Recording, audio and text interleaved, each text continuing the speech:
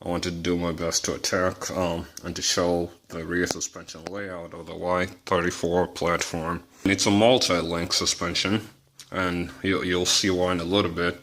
So here is your upper control arm. I think the manual calls it just an upper link. This one right here, this one is referred to as a radius rod, and to me, I'd call it a trailing arm. I'd call it a, I don't know if this is an upper or lower, or upper to lower trailing arm. So there you go. That's what it looks like. It looks so much like the one from the Y50 platform, right? Then this one right here, this one is called the front lower link. That's where it goes. It looks a lot like the one from the 2006 and beyond platform. Then this one right here, this pan, they call this the lower link, and to me I just call it the lower wishbone. I mean, just for simplicity's sake.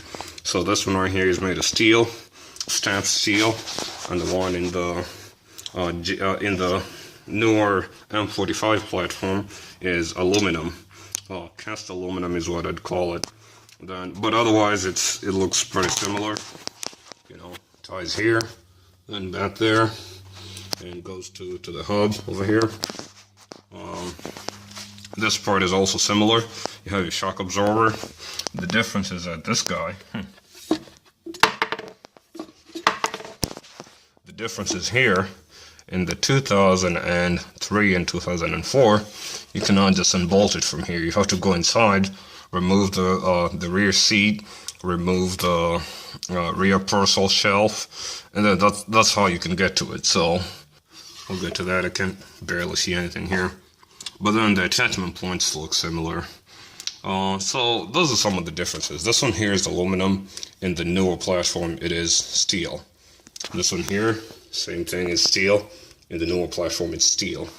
This one here, it's steel. The newer platform, it's aluminum. Otherwise, some similarities. The spring, you have a cone up here. I think they just call it the upper insulator. Yeah, your spring and the lower insulator. Those are similar. They look similar, at least. So you have your stabilizer bar.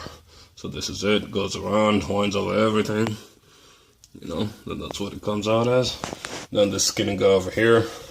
This is your rear stabilizer link, and it will be referred to as a stabilizer bar connecting rod. That's what Nissan calls those. So removal shouldn't be too bad. I mean, I see that. Then, the other side is invisible, but it's on the other side of it. Somewhere there. Where is it? Right. This right here. That's what we're looking for. Can you even see it? There we go. So that's fun, right? That does it for the rear suspension, really. I mean, nothing else, nothing fancy goes on in here. 2008 Infiniti M45. M35 should be the same, and even your all-wheel drive models should be the same.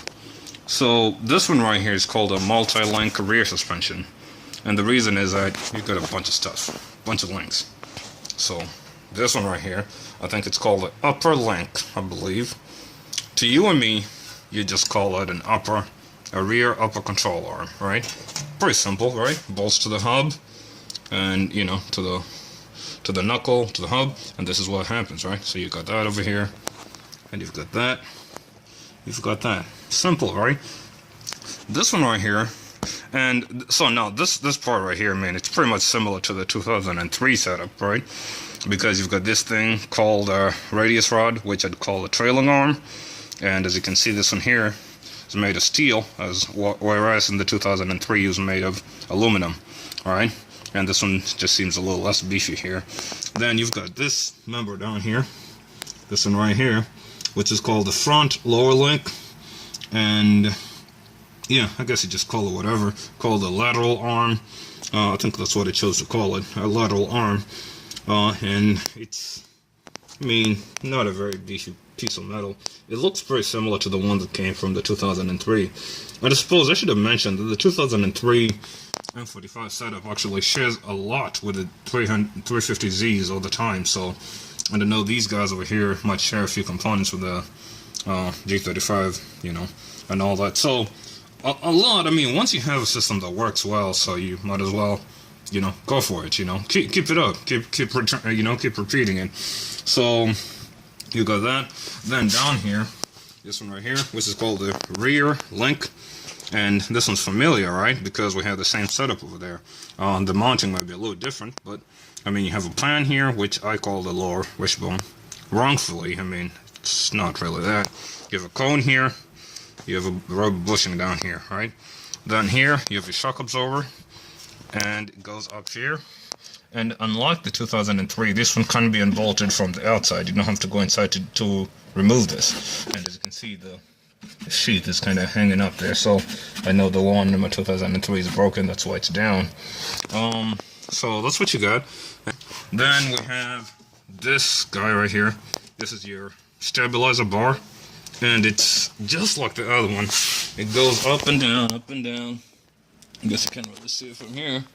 That carving part right there, that's still part of the stabilizer bar. So, do you see that? So there you go.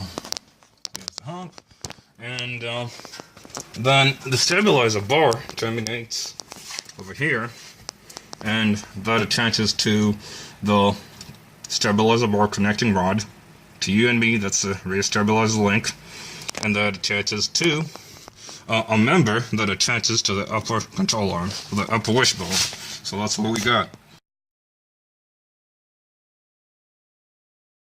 And so while we're still down here, we have the privilege of having a sport model, so that will show us a lot of what I'm trying to show.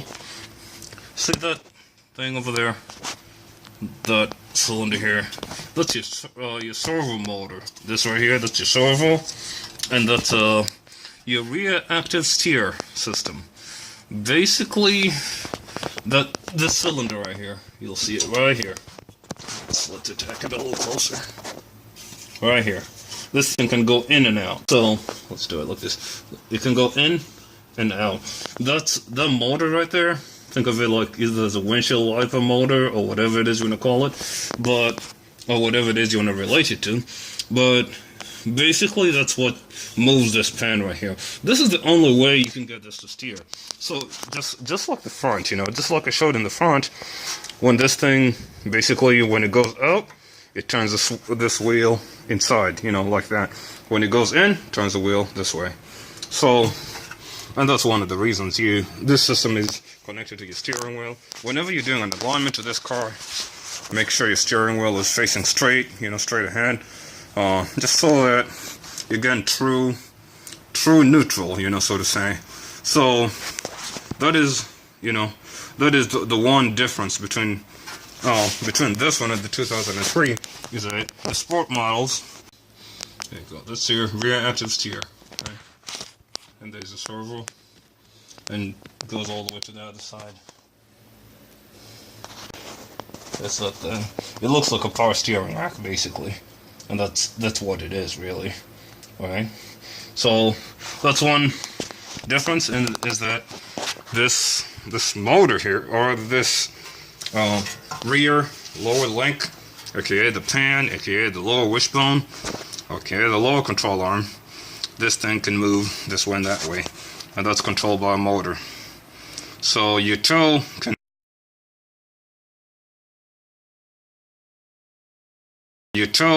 be affected by that. All right, and that's, as I said, this is the sport model. The non-sport model, I've dealt with one. That just ends up bolting on the frame. The subframe looks a little different. So this part of it, this end of this pan right here, it's a subframe. So it just ends up on a subframe. All right, so, and you know, yeah, that does it. This right here is the business end of things. This is some of what makes the difference between your M56S and your M56, regular M56.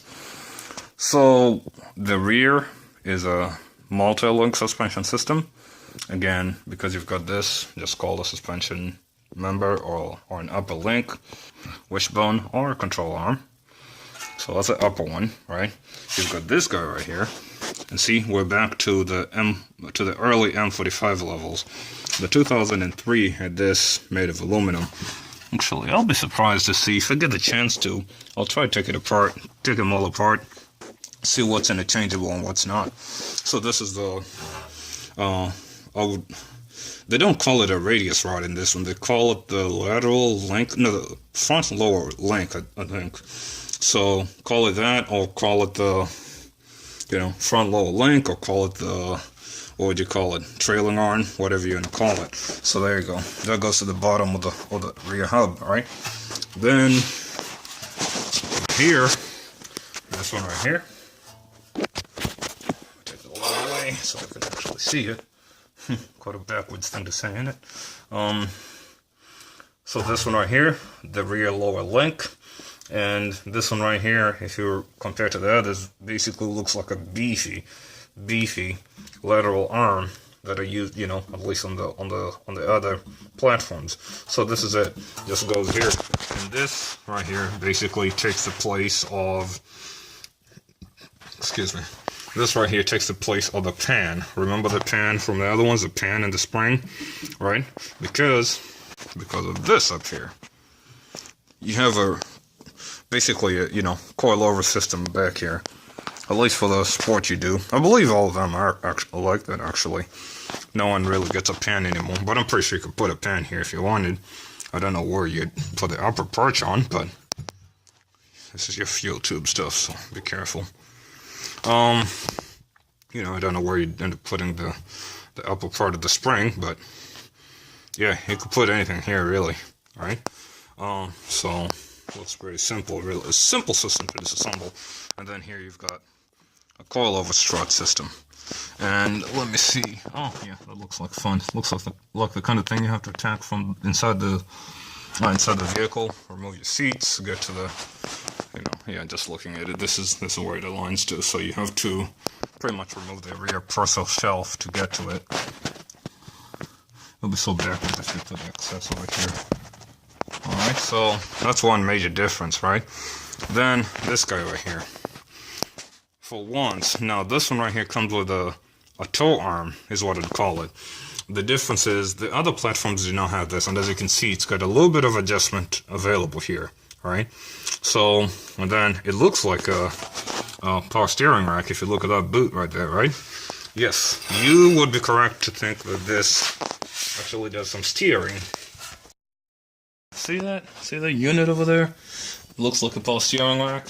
Yes, it is a power steering rack in a way. That is part of the four-wheel active steering. Actually, 4WAS is what I call it. 4WAS. And so, just like the other one, you've got this motor, this servo over here, does its magic. There's a, gear change in there, change of direction basically. And depending on what the car wants, deems, depending on what the car deems appropriate, that servo motor ends up pushing this rod over here in or out, in or out. And then when it goes in or out, just like a power steering rack, that's what turns this wheel, right? So that's one difference, I mean, pretty much, I guess, the same.